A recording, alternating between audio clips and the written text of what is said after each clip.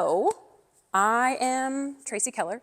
I own Firefly Counseling here in Tosa, and me in partnership with Tosa Psych, Jamie Camphouse. She was the psychologist who was here last time if you were here.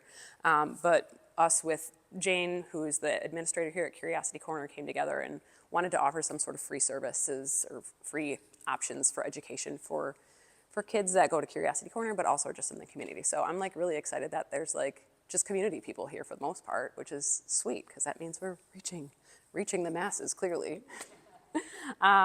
So today we're going to talk about emotional coaching at home and positive communication and all these different pieces.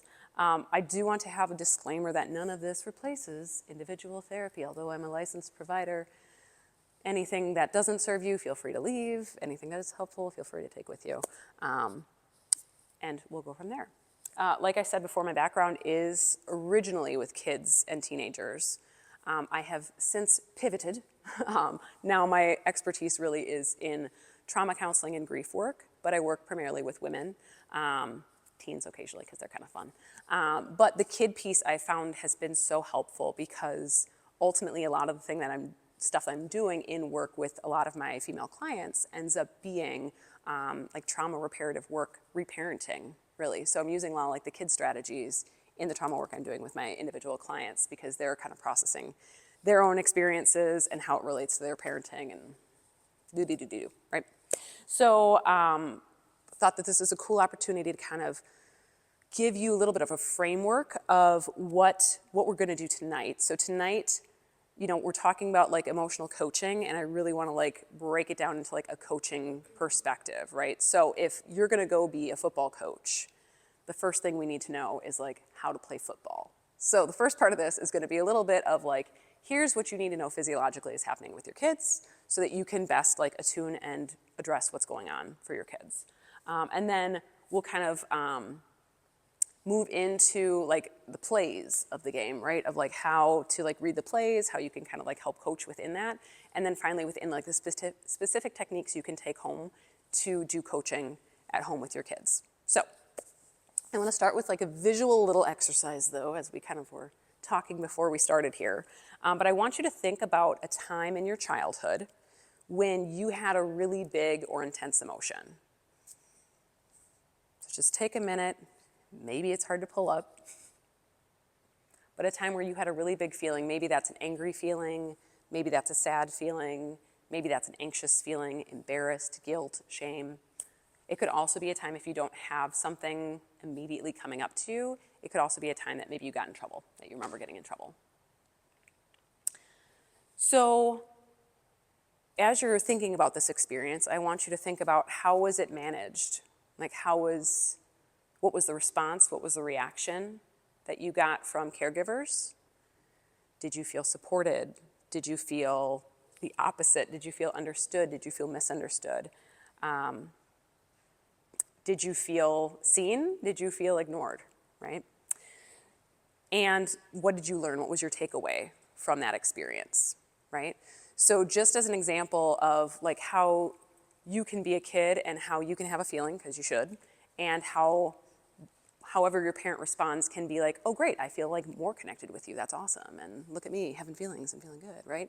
Versus, I can feel worse, I can feel shame, I can feel guilt, and I didn't actually learn anything that I needed to learn in this experience, right? So we'll come back to that a little bit later, but just wanna kind of give you that framework so you can kind of be of two personalities right now, like, right? We have like parenting personality, caregiver personality, and then we also have like who we were as kids too, because I think that's going to be an important place to have a little bit of like build insight, right? So, all right, let me see where I'm at here. All right, so here's going to be kind of the coaching element for people who just joined. I'm gonna like talk football a little bit, right? So like right now we're gonna learn how to play football. I'm gonna give you a little bit of education around like what are the emotions, what's going on, so that you can then know how to like coach football. Cool? So it's important to note that like every feeling that we have is super important for us to have. It is adaptive for us to have feelings. It's super important for us to be scared. It's super important for us to be angry. It's super important for us to be sad. super important for us to be happy, right? It's important for us to have this full range of emotions, and that helps us navigate the world. That's why we have them. That's a piece of the reason that we have elevated as high as we have as human beings, as animals in this world, because we have a range of emotions that are not accessible to all other animals and all other species. So the first page of your packet, and I also want to just let you know, the last page is like a blank piece of paper. So if you wanted to take notes, the last page you can jot down whatever notes you want. Just so at the end you're not like, oh shoot, I've been writing everywhere, but here this was.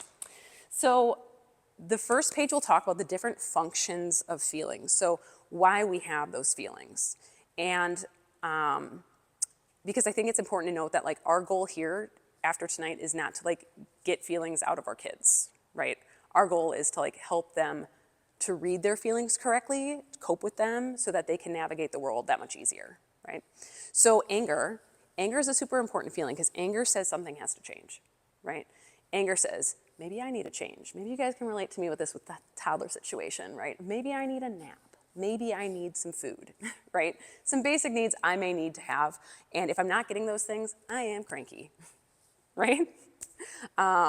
Or like attention-wise, right? Like I know my kids will have like different kinds of behaviors, right? When I'm distracted doing work or something like that, right?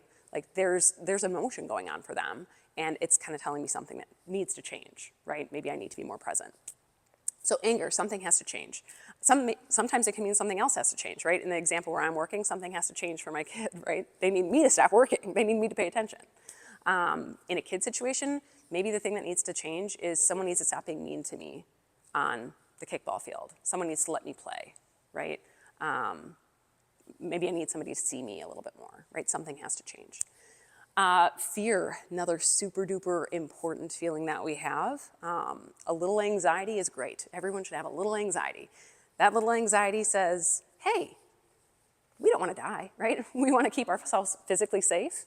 We want to keep ourselves emotionally safe too. So a little bit of fear is going to keep me from walking into traffic, right? Keep me from walking off a building, touching fire, all those things. I should be like, ooh, that feels like a bad idea. I'm a little worried about that, right? To keep me physically safe. Emotionally safe is the thing that keeps me from going to the grocery store with no pants on, right? That's not socially appropriate, right? And we are herding animals. We're not supposed to live in isolation.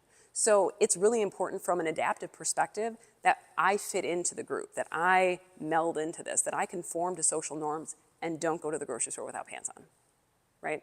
So the anxiety can go that way. So, right, it's not always this fear or worry if something's gonna happen. Sometimes it can also be this thing that's like, hey, I don't quite feel comfortable here. I don't know how to interact in this space. I'm not feeling connected, right? So all that anxiety is trying to keep us emotionally safe. And then sadness is an important cue feeling to say I need something, I want something, or I've lost something, right? It can cue social support. It can cue just emotional release. It can cue the need for something that we don't have, right? So sadness is important to have as well. And happiness, you know, like I think it's important to feel like, hey, life is worth living, we can have fun, right? Even I think like contentness, I think is an important feeling for us to feel that like, I'm good with how things are. We're good here, right? So all those feelings are really adaptive and help us navigate the world and how we engage with other people, with ourselves, with the spaces that we're in. So we want feelings to happen. That's good. So in your kid's little brain, this is going to be our brain example. So it sits like this, right? So this is like the front of my brain. My brain hopefully is a little bigger than that, but right, this is your prefrontal cortex in this front part. This is where all of your like executive functioning, problem solving, logic, amazing adulting that you do happens here, right? The further we go back in the brain, right, the more primitive we get, the more survival, fight or flight is back here, the more automatic responses we have is back here. So when we are, when we're going through our day-to-day, right, we may have stressors, and as adults, this part is super well formulated. If you're over the age of 24 to 26, this is done. Like, you're good. If you're under that, this is underdeveloped. And this is all good, right? Because this is helping us get food when we're babies and all that stuff, but this part is a little underdeveloped. So what happens a lot of the times with your kids is they get what we call emotionally flooded, or flipping their lid, depending on who you talk to. So what happens here is too much emotion comes in, and then what ends up happening is this prefrontal cortex goes offline.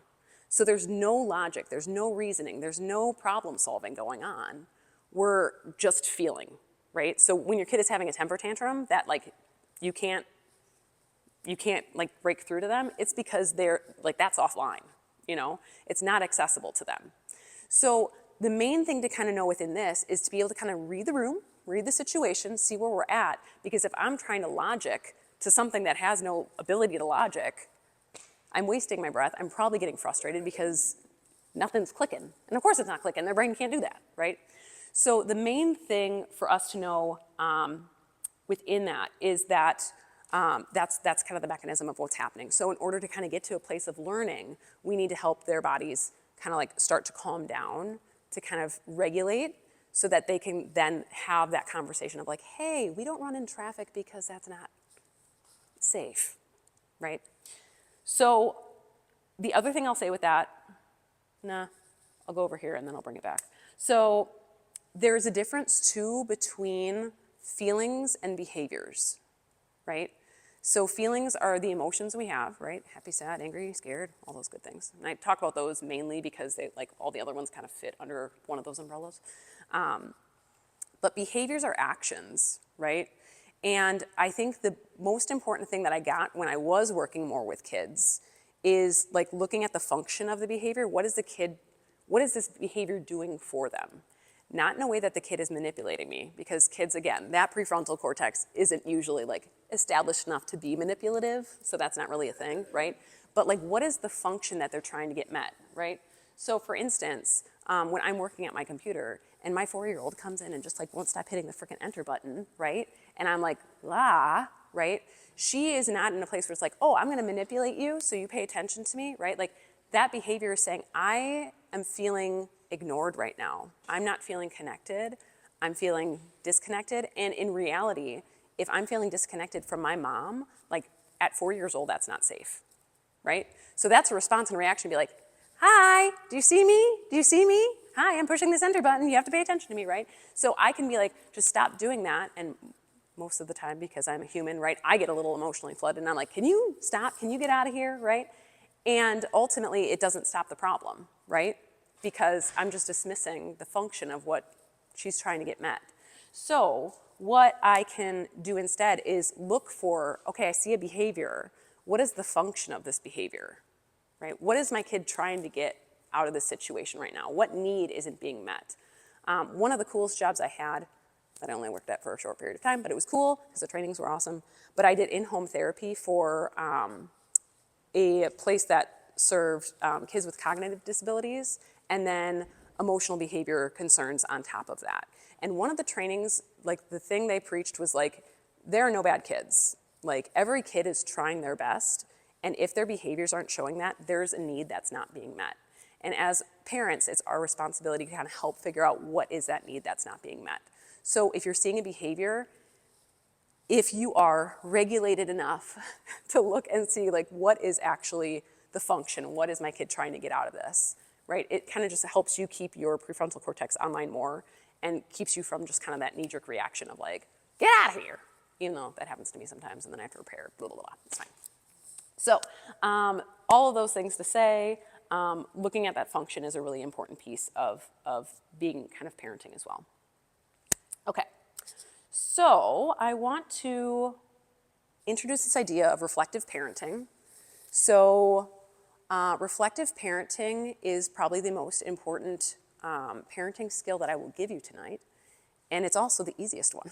So reflective parenting is basically like thinking about how you're parenting and if it's working or not. So we're gonna do that together. I'm gonna show you how to do it. So the first thing I have, if you turn the page, you should hopefully see a behavior cycle. And I'll get mine so you can follow along. I tried to draw it up here, but my kid was also drawing at the bottom of this, so I was kind of hard up for space. So within this, what I wanna challenge you to be radically honest in here. So I want us to go through an example of a negative behavior cycle that you've been in with your kid. And I'll give you an example first, but then I want you to take some time. So as I'm going through the example, I want you to kind of just think about maybe a situation recently that didn't go too well, right? Just so you have an example that you can really directly apply to yourself. So the example I will give is a 3-year-old in a grocery store. This is a fun one. I don't know who goes grocery shopping with their kids, but I don't anymore. So the negative behavior is a tantrum in the grocery store because a kid didn't get candy, right? So that's going to be the negative behavior. I think, well, this is embarrassing, right? They're out of control. Why don't they listen? This is ridiculous, right? Because that's realistically what we're thinking, right? I may think some other things too, but I could write them down, but I'm presenting, so I won't. You feel, right, pissed, frustrated, stressed, maybe anxious, right? And what's my reaction? Maybe I yell at them. Maybe I say, I'm never taking grocery shopping again. I threaten them. I drag them out of the store, right? I might do that on one day. Maybe not all those things. I might, though. And what does my kid learn? My kid learns that tantrums grab my attention. Tantrums or big feelings get them what they want if I do give in and give them candy, or that at least they get a reaction from me. And big emotions are scary and should be suppressed. I can't be in public if I'm having a big feeling. That's not okay, right? Not necessarily what I'm trying to teach in that moment is that like every time we go to a grocery store, we're not getting something. We're not getting candy every time we go to the grocery store, right? So I want you to take a minute and I just want you to think about a negative behavior cycle that you can of something recently that happened with one of your kids or your grandkids that just irked you, that maybe you didn't handle in the way that like the whole brain child or all like the psychologists of the world would like, you wouldn't want them to see, right? Because I have them too, even as a therapist. So go through an experience that you've recently had where you're like, this didn't go too well. And then we'll come back together in a couple minutes.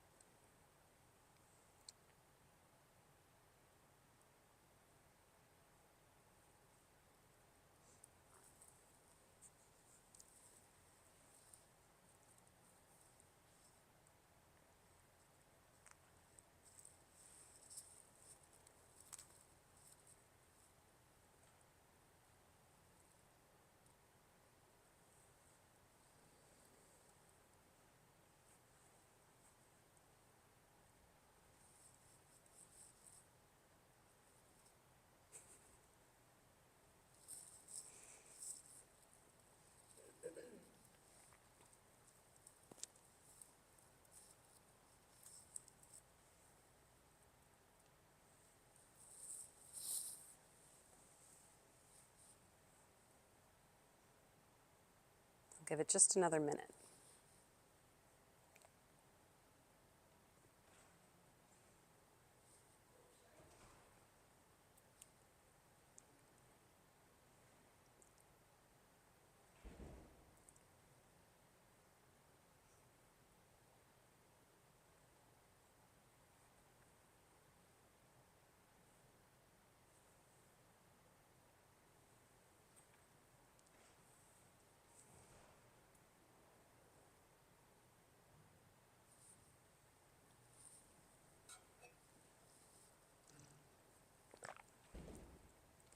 So I really want to normalize that as a parent of a 4 and a 2-year-old, like I have like a gajillion examples that I could put on this. So there's like no shame here, all right? I don't know if anyone wants to share an example that they put down. Go for it. This morning, the 3-year-old screaming, and the 4-year-old took something, a magnetite of his. I think I don't know what to do. So it makes me feel weak. I feel scared and impotent. My reaction is being paralyzed, but I did question what was going on. And what I did was I removed his sister with dry. And a 3-year-old learns that if he screams, he will get his way because he got the magnetite. Yeah, that's a good example. And I can relate, ours are little princess dolls, but yes. Anyone else want to share one of their negative cycles? Yeah. So the other day, we've been going through a nap transition. Love that for you. Toddler bed transition. So she would not nap and got really defiant and wiggly and all that. And I was thinking, it's the middle of my workday, and I'm like, oh my gosh, I just want some me time. I'm really frustrated. So I feel angry and frustrated. And then I react to them and just knock it off, just go to sleep. And I say it in a frustrated tone, and then she just automatically turns over, puts her head on the pillow, and then I'm thinking, oh my gosh, I just instilled some fear into her, and she feels unsafe, and that was not the way I wanted to handle it. Thank you for sharing. And I can relate so much. We're also doing the toddler bed transition. Yeah, I love 2-year-olds without naps. It's great. It's great. My husband's back there. He can relate as well. These are all really good examples. And honestly, you could probably come up with like a gajillion of them, right? We can later if you want. So we'll come back to this because we're going to have some strategies and skills to help with this so that you can come back to this example and see how we can kind of like tease out applying some of the stuff we do. Yeah? All right, so the thing I want to talk about next is the importance of co-regulation. So all humans have mirror synapses in their brains, meaning if I started yawning a whole bunch up here, you would likely start yawning as well, right? If I take a drink, you might be like, oh, I'm a little thirsty. Or if you have a drink, you might be like, oh, I'll take a drink too, right? Mirror synapses help us like be in relation with people. And within like a parent-child dynamic, you're literally like programming their nervous systems, like from scratch, which is cool, but that's why like we tend to like have similar temperaments to our parents, right? So, or we take like the total opposite route. So within that like mirroring is so important. Your kids are watching you all the time. They're watching caregivers all the time. So within these situations, it's really important to note, like, I'm dysregulated as a parent, like, all the freaking time. I'm overstimulated, I'm tired, I just want, like, compliance once in a while, right? Like, I am overstimulated all the time. I am dysregulated, right? My brain is like this most of the time, where I'm just, like, hanging on for dear life, right? So when my kids, like, do something, right? When, like, for instance, I'm here, I'll give you a real world example. We'll feel good about this, right? So I don't know if your kids do the banana thing where like you have to like cut a banana just so, and then if you peel the banana but they actually wanted to peel the banana, like, does anyone know what I'm talking about? Yeah, okay. So we had the banana incident, right? And I peeled the banana, right? And then my kid reacted in a way and I ended up getting headbutt. It was an accident, right? But that little like physical pain element tipped me over the edge and I spiked that frickin' banana in my kitchen sink. It like exploded in a banana eruption of bananahood, right? It was gross, right? My bad. So I was like, cool, I didn't do this in the moment because I'm dysregulated, right? But like clearly I was not regulated. I don't usually go around spiking bananas. That's not really in my realm of things that I do. So I ended up saying out loud, I need a break. And I went to the bathroom, and my kids are screaming at the door, all this other stuff, right? But I needed that time to regulate myself enough because I wasn't going to be helpful, right? And I came out, and I wasn't totally regulated, but it was enough where it was like, right? So I was a little bit more regulated, and the main goal within this is like, you just have to be more regulated than your kid. That's it. True regulation for yourself and true regulation for your kids takes 20 minutes, right? At least. So when our bodies get like hyper aroused into fight, flight, freeze, right? It takes 20 minutes for all of those hormones, neurotransmitters, all of that to kind of like ring out of your body for you to get back to like calm. So no one's actually calm if you're doing this before 20 minutes, and no one is waiting 20 minutes to parent your kids, right? So you just have to be calmer, more attached than your kid, right? And that modeling is so, so important and just something to be aware of. The other thing that I think is really important that I emphasize in like my parenting, my favorite parenting skill is repair, right? So like in my household, apologies happen frequently, right? Because I mess up and I will own that. You know, I'm sorry I talked to you that way. That wasn't respectful, you know? Or I'm sorry that I acted that way at the store. I was overstimulated and that you didn't deserve that, right? So my kids know very well that I will take accountability when I mess up because I'm not perfect, and that's something that I want them to know and take, that they don't have to be perfect, even though they'll probably have some of that genetically somewhere anyway, whatever. But like ultimately these are the things I'm trying to do, and I think that also gives me more freedom and grace to just like be a human parenting too. Because the other thing that I think we also glaze over, and I don't know if this is like a generational piece of it either, right? But I know like in my household growing up, there weren't a ton of feelings everywhere all the time, right? I don't know, I can count on my like one hand how many times I saw my mom cry, like growing up. And I don't think I ever saw my dad cry, right? Like, I don't feel like it was really modeled like, hey, I'm feeling worried about something and here's how I'm gonna cope with it. Or I'm really sad about this and here's how I'm gonna cope with it, right? It was like my mom would come out and say, well, your grandma died, you know, and then she'd disappear. And I'm like, okay, cool, right? And I don't think she necessarily knew how to coach that into kids either, right? But I think you guys are experts already in being humans that like can somewhat manage emotions, right? Maybe you managed emotions, great. That wasn't an assumption on you at all, right?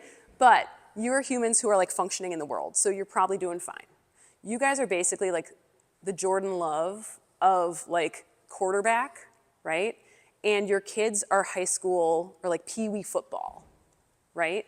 Like as a professional like football player coaching pee-wee soccer, right? Could you imagine Jordan Love teaching like a 4-year-old how to throw a football, right? Like that's what you have, and like most families have that like ability to be able to like verbalize like, hey, I'm feeling really mad right now and I'm gonna go take a break, right? Or I'm feeling really sad right now and I need a hug from your dad, right? So there's different ways that we can kind of like model this, but I really encourage you to not feel like you have to shove all your feelings away. Those are prime opportunities to help your kids see, oh, dad gets mad and he wants to yell, but instead he does this instead, right? Or he yelled, he went and took a break, he came back and apologized to me, and he told me this is how he should have coped instead, right? Like there's freedom for us just to be humans. And I think that like, I think about an example that I had where I had a conversation at my kid's school about something that was coming up for my kid, and I was like triggered, I don't even know what the heck happened, but it was not great, right? And I had like an emotional reaction, and then I have to pick my kid up, and I'm like, all right, Charlie, let's get in the car. And she's just like, yes, mother dearest, I'll do whatever you say because I can tell that you're upset, right? And it's like, ew, gross, why'd I do that? Like, I could have been like, hey, that was a really hard conversation, and I'm gonna go home and get some support from my partner about it, get a hug, and then I think I'll be good to go, right? Like, I don't know, that was me not doing the thing, right? So, but I catch myself doing that. So really kind of giving yourselves the freedom to kind of like model some of that a little bit more. So the other thing to know is like when your kids are flooded, that, like I said at the beginning, that's not a moment to teach, right?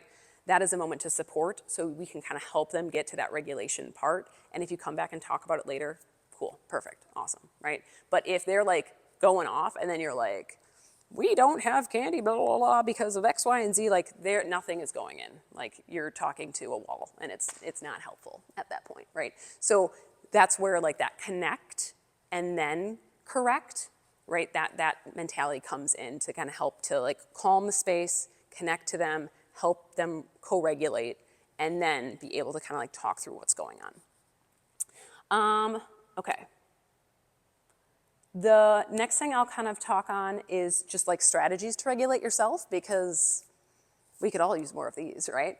So I've mentioned a couple of them, like taking a break, I think is really helpful, removing yourself from the situation. If you can tag out and tag another adult in, amazing. That's not necessarily always feasible though, and I totally understand that. But if you can take a break, deep breathing is another way to regulate. And I also like to demystify deep breathing, because I don't think it is this catch-all like, take a deep breath and your world will change, right? Like you'll take a deep breath and like physiologically your body has to have a reaction, because when you're flooded, right, you're in this fight or flight response, your body's having a reaction, and you saying, take a deep breath, right, is you starting to do that. It's you turning your brain on to say, take a deep breath, right? And then if you take that deep breath, it starts the calming, it starts like telling all the like hormones in your body to like fight or flight, like do all this stuff, right? It starts telling your body like, now is time to calm down, right? Now we can calm down, we're in control. There's a piece of this that is touching, and we need to like start bringing it down a little bit, right? So you taking a deep breath, you're not gonna take a deep breath and be like, well, that was tricky, right? It's gonna be like, okay, I may not feel any different, but I know that I've sent my brain a cue that this is not a threat. I'm not gonna fight my kid right now, right? I'm not gonna run away from my kid.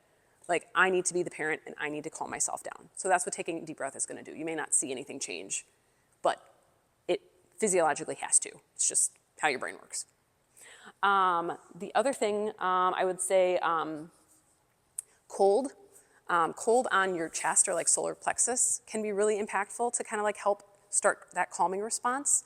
And also cold, like in this area of your face, like just around like your nose and your mouth, it actually puts your body into this like slow down mode, which is the opposite of like the fight or flight response, because it like simulates like if you're gonna go underwater, like your body wants to like calm down so that it's not using up oxygen as fast. So like that's my like go-to like coping at night is just like, but cold, yep. So like for instance, you could have like a cold pack and you could just like put it on your face. If you have like a cold washcloth even here, if you're outside, snow, right? But like for me, like I'll do it at, that's my like natural like sleeping perspective. I have a giant blanket and I just like hood it all the way up to here and just my nose and mouth pop out. But it like helps my body relax and I like pass out. He can tell you about it. But yeah, so that's something you can play with too. Movement can be good too. Even just like going outside and getting like a slap in the face with cold air. Moving the energy through by walking, screaming into a pillow, all of that stuff's gonna help like down-regulate yourself. So there's a lot of ways to kind of play with that. And the more you can do that and even like model it with your kids, the more they're gonna naturally kind of like lean into that as well. Okay, sweet. So I'm gonna pause here and just see if there's any questions on any of this stuff that, yes, go for it. So yeah, like my wife mentioned, we have a 2-year-old right now who's kind of going through some challenges. We also, just with how our lives are set up, often end up as kind of one person or the other having kind of point with the child. Mm-hmm. She's also like she's kind of come to be a hitter. She was a biter for a minute, that faded away, but she's swinging her fists and arms around when she's upset. It's not really the intention, you can tell, but you know, when you're with carrying a child and they're hitting you and they're screaming and so on and so forth, what's your best move in those kinds of situations? Yeah. So we have hair pulling right now with our 2-year-old, so you're not alone. And I think the thing within that is like when you're regulating, right? So like your kid is going off, when she's hitting, it's not this conscious, like, you know what, I'm really gonna get back at you by hitting you, right? Not the same as it would be like, oh, I'm at a bar and someone's messing with someone and I'm gonna, you know, it's a different experience, a different reaction. Your kid is lashing out. Usually hitting in that age is like, I want control in some way. I don't feel like I have control in some way. So within that, the thing that actually I would do, right, is like connection. Like, hey, I can see that you're really upset.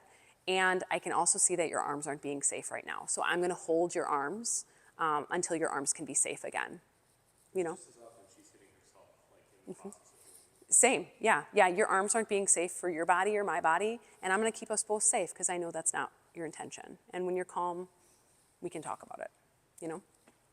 Is that helpful? Yeah? That's helpful. Yeah. It happens on the stairs so often, and then it's like, I have to keep myself from, you know, like, Yeah, for sure, for sure. And I'll do it too, like where like my 2-year-old has like her hands like in my 4-year-old's hair like this, you know, and my response is like, "Wah!" You know, because it's like that safety piece. And then like if it's bad enough, I'll go back occasionally and repair and be like, hey, that was really scary for mom. I didn't want you to hurt your sister. I know you don't want to hurt your sister. So, you know, let's talk about other things we can do.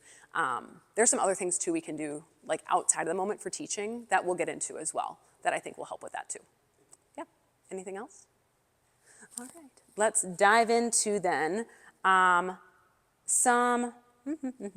we're gonna do that positive behavior cycle. So if you turn the page to the next page, right? It should be one with a stop sign.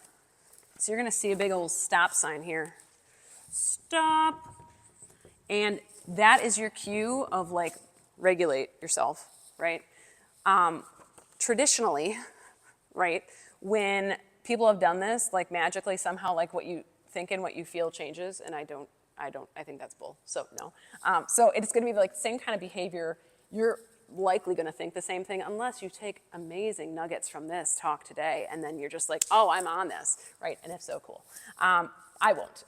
And you're gonna feel probably the same way. So this then is going to be like, let's take a stop, let's stop and think, right? And so within this, I'll show you how mine evolved from there with the experience of being in the grocery store. So again, I have a tantrum in the grocery store. I'm not thinking great things. I'm not feeling great things. And if I can like pause enough to like regulate myself, which I know is going to be hard to do in the grocery store, right? But again, I'm just more regulated than my kid. A deep breath, right? Then maybe I have the opportunity to like kneel to their level, acknowledge their feelings of discomfort, or to validate their feelings of like not getting what they want and how much that stinks, because it does, right? It does. And then I can set some gentle limits. I can offer comfort or distraction while supporting their emotional regulation, right?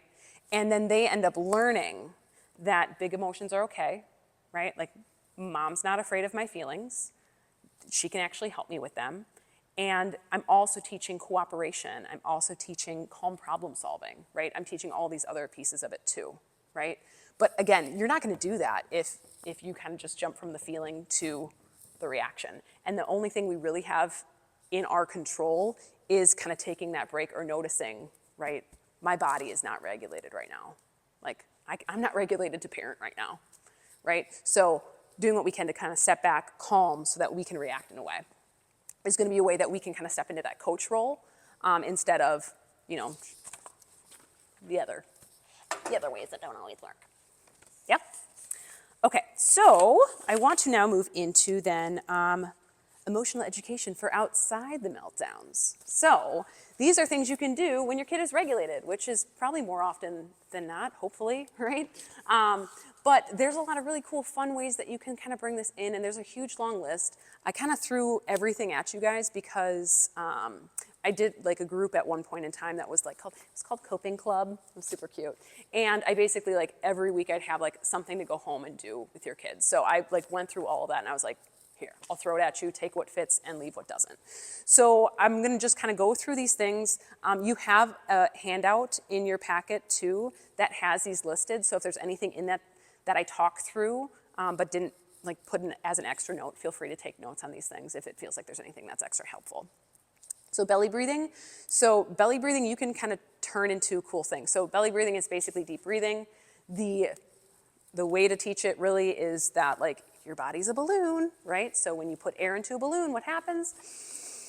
It gets bigger, and then when the air goes out, it gets smaller, right? So within that, you can play a game with them. You can teach them the belly breathing thing, have them be a balloon. They can lay on their backs. They can pick their favorite stuffy or lovey or toy. They can put it on their belly, and you can count how many times they can like make it go up and down, right? So really easy way to coach it and to practice. Other things you can do with that too, you can go online and you can find like pinwheel cutouts that you can make just with like a pencil and like a push pin and paper, obviously. And you can just have them like make pinwheels, and it doesn't even have to be something that's emotional regulation. It's just like, okay, now you're gonna take a deep breath and you're gonna blow and like practice making the pinwheel spin, right? When it's not freezing outside, you can do bubbles, right? And again, it's like a deep breath in, and then seeing how slow or how powerful they could blow it out, and just to see the different ways that like you can blow like a really big bubble, or you can blow like a bunch of little bubbles, or like all of that, just to kind of play with that and teach that like that breathing. The other thing I'll do sometimes too, paired with this belly breathing, not that I still do this, something I did do when I worked with kids, you can have like a kid like run in place or like do jumping jacks or push-ups or something like that to feel what their body feels like when it's really activated. And then you can have them take some deep breaths and like feel their body start to calm down. Like that's gonna build some body awareness, which will lean into the last page of this. I did give you like a copy of a really crappily drawn gingerbread person that you can do some like feeling mapping. So like sitting down with your kid and putting on this map, like where do you feel this feeling? Like when you're angry, what happens? And your kid is probably gonna be like, right? If it's too, like, no clue, right? But what you can do is like you can have that in your arsenal for like when that starts to develop. And what you can do in the meantime is you can do like mirror play. Like you can get a little hand mirror, go in the bathroom, and you can like make silly faces. Like show me your angry face, show me your sad face. Like, and then point out what you're seeing. Hey, when you look angry, I see your eyebrows go down and your jaw gets really tight, and I can see your hands go here and you go like this, right? Or when you're sad, I really see you kind of slouch down and you get a little droopy here, and maybe you have a tear and maybe you kind of like collapse in a little bit. Or when you're angry, I see that you're big and you're loud and you're, right? Like, so just pointing out these things, and you can do that just by like play. Play is your kid's biggest language right now that you can take advantage of. They don't want to sit down and have a lecture. They won't listen to it. But if you're playing something, they're going to. So for example, my kid's recent stressor has been, well, not so recent, but like getting shots. Hate shots. It's a whole thing. So I will find them, I'll catch them downstairs playing doctor, where they're like giving each other shots, and each one, like if we have a third person there, if I'm there, if we have a friend over, right, what'll end up happening is one of them will be like the parent that comes in and is like, don't worry, I'm right here with you this whole time. It's super cute, but they're like playing it out, right? There's this like traumatic thing that's happening that's like, I'm watching, like I have to get stuck with something, and then I have to watch my sister get stuck with something, and this is at the doctor, like why, what? Right? And they're trying to make sense of it, right? And they're gonna do that through play. So you can do that by like role playing, you can do that with a doll house, you can do that with like Barbies or action figures. You can kind of do that with anything, especially if you see your kid like struggling in a certain way. Like you can be like, hey, let's play school, right? And just let them drive it a little bit, because they're likely gonna show you what's going on at school, as opposed to if you ask, they're gonna be like, because they just don't have that verbal ability yet. So those things can be helpful. I will also say like sensory support. So things like weighted blankets. In my office, I have like a little weighted like buddy. I don't know, he's a hippo, but he's like super heady. But like just anything like that. One of the places I worked, they would do like tube socks with rice in it to like put around like their necks this way, right? Or to like put on their laps. Some people have done like exercise bands like around a chair, and they can like kick at it. So just different kind of like sensory support.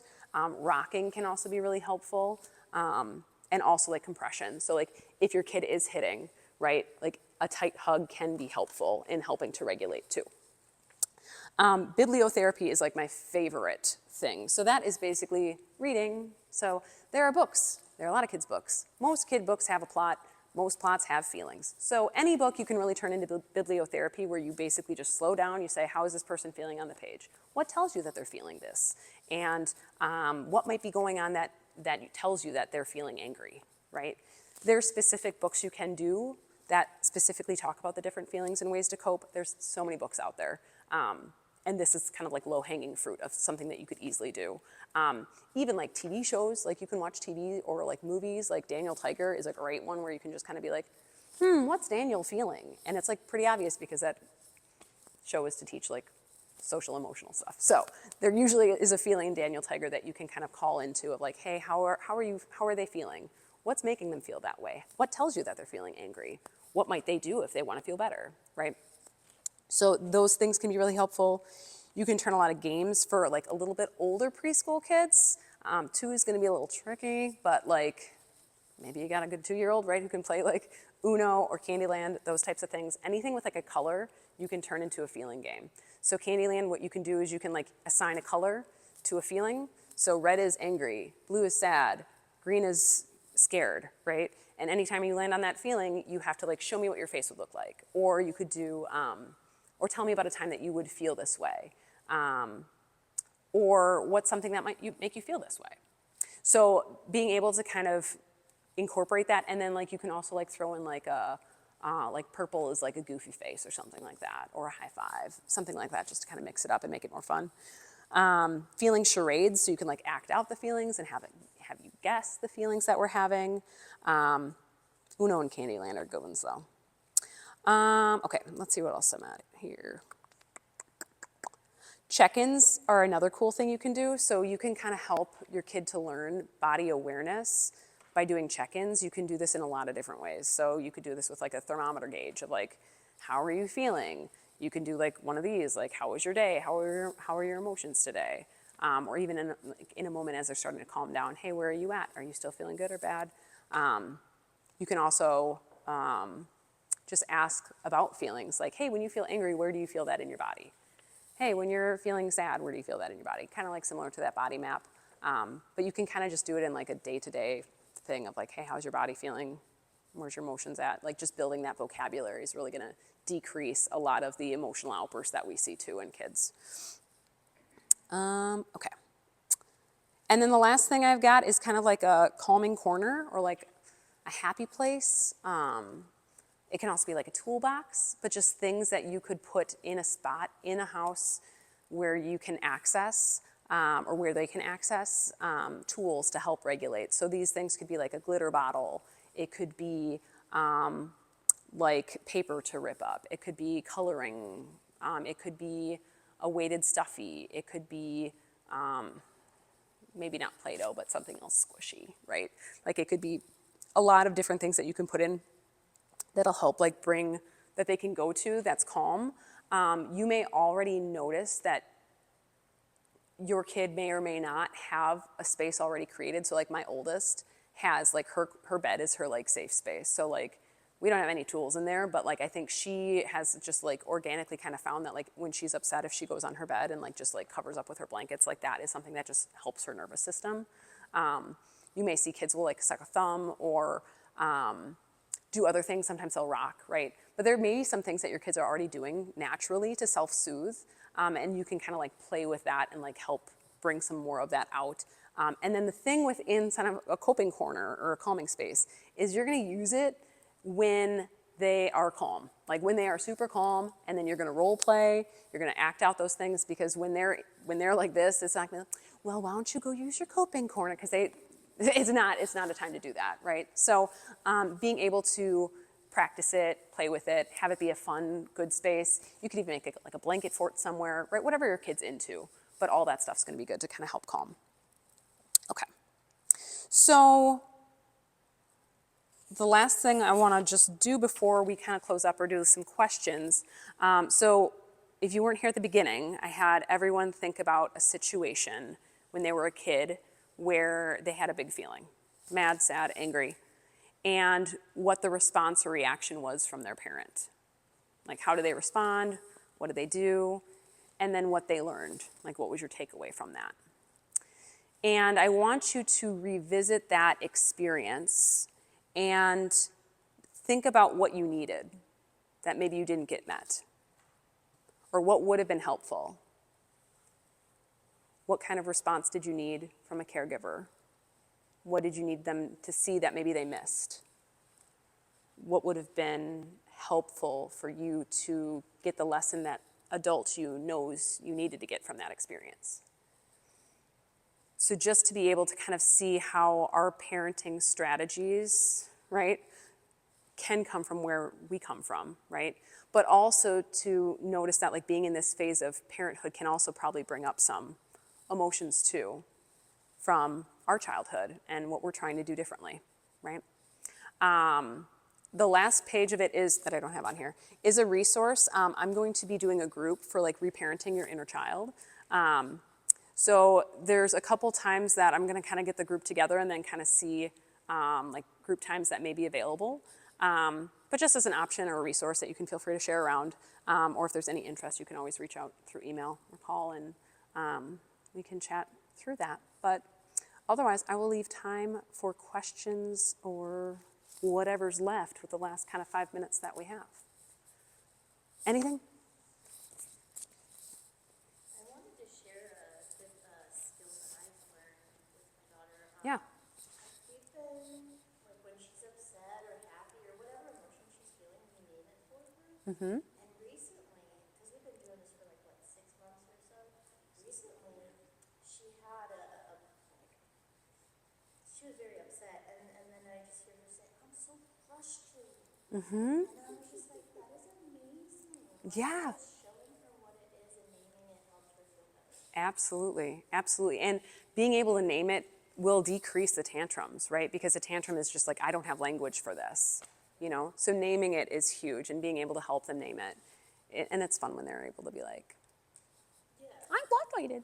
It's cute and it's a proud moment too. Right, yeah. But it's helpful because you're also creating this for like, okay, cool, you're a teenager someday and you know that you can tell me how you're feeling. Or you know that I can attune to you and see that you're feeling something and open up that like realm of communication. Right, yeah. Because even when I was a kid, I thought feelings were something like in the body and where they were. I just remember thinking feelings or something. Mm-hmm. And then, I grew up and now my kid is going to have a completely different experience, which is awesome. Totally, totally.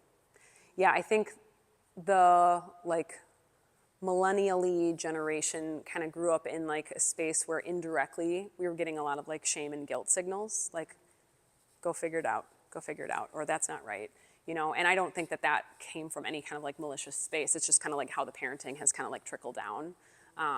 So it'll be interesting to see kind of how that continues to evolve and for us to figure out what we're doing wrong.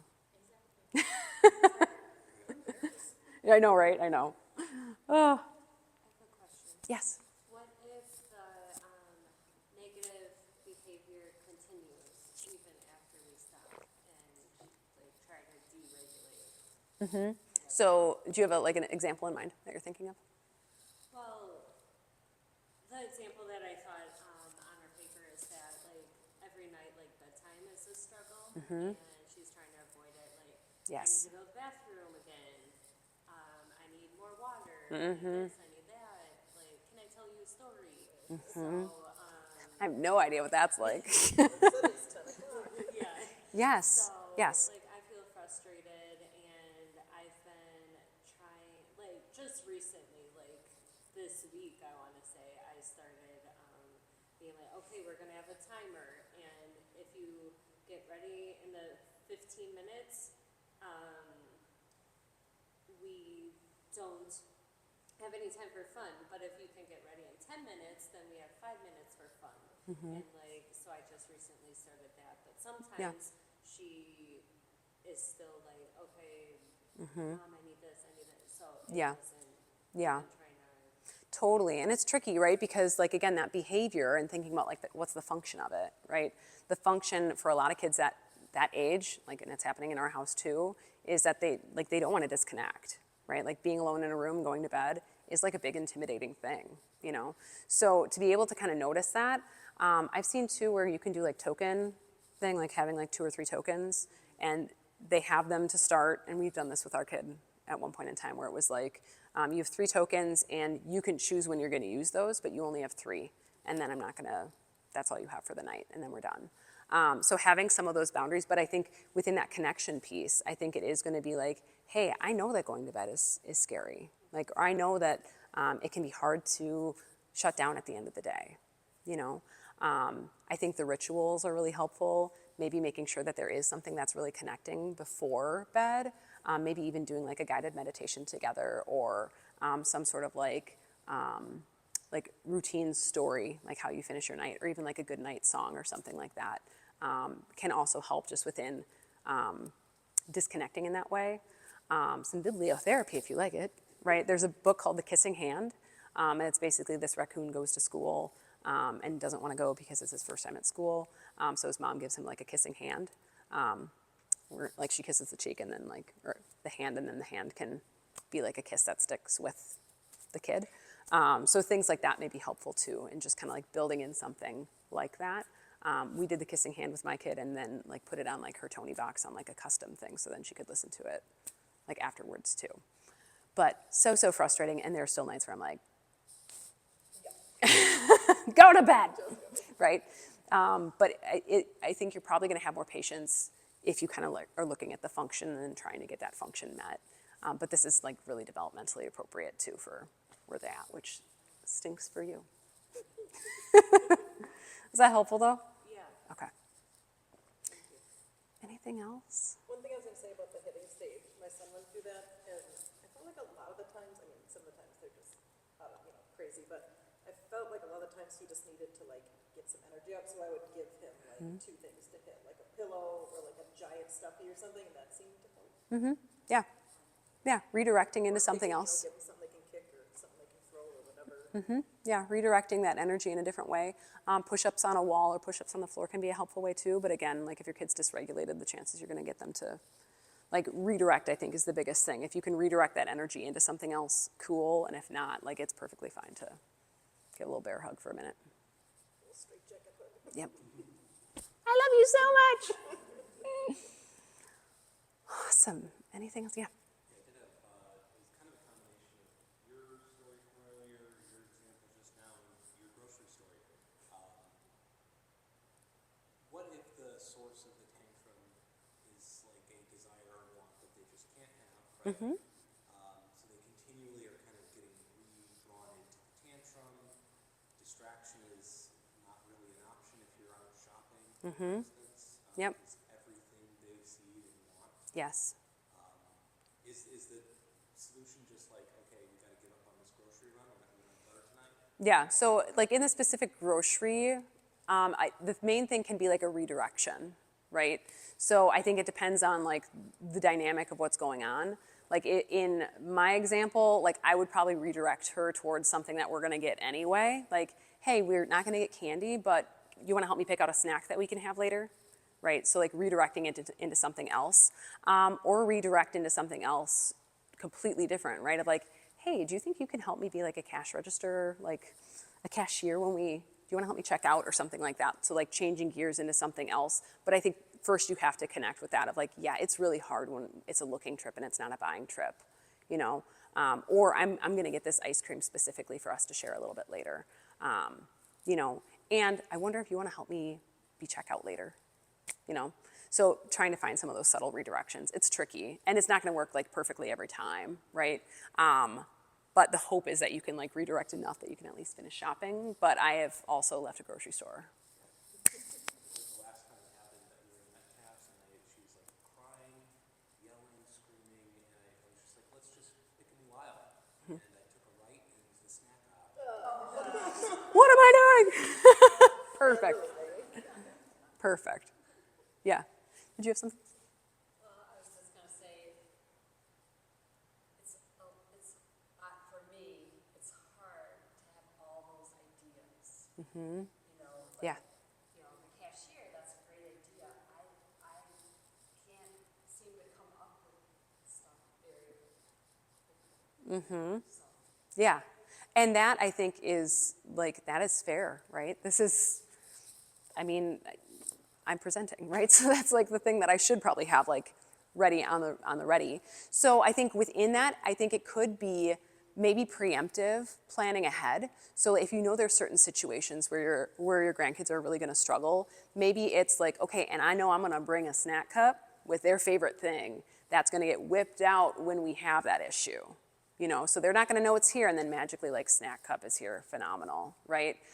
Or even like a special toy that they didn't have and that you're like, and here's a shiny object, right? Like something like that that can kind of help redirect. But if you're like on the fly, like if you get a little like, if your lid flips and it's like, I can't think clearly to like be creative right now, maybe it's like reflecting, doing that reflective like parenting that we talked about, and like thinking about like, okay, what kind of tools can I have in the diaper bag that I can kind of just pull out on the ready so I don't have to think when I'm stressed. Does that help? The 4-year-old, I was trying to get her to bed and she would not get in her bed and she followed me everywhere I went. And I didn't know what to do. I just didn't know what to do. So I ended up calling my son and he was out for dinner and he threatened her.